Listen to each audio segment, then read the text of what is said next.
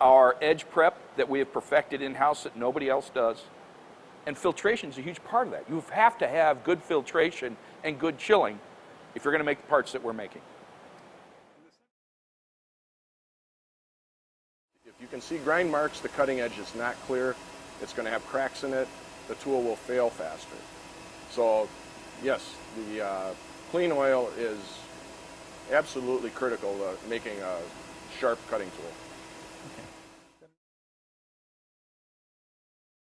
And the Transor oil, the filtration system that we have, along with new diamond wheel technology, by the way, allows us to get a very smooth, precise finish on the tools.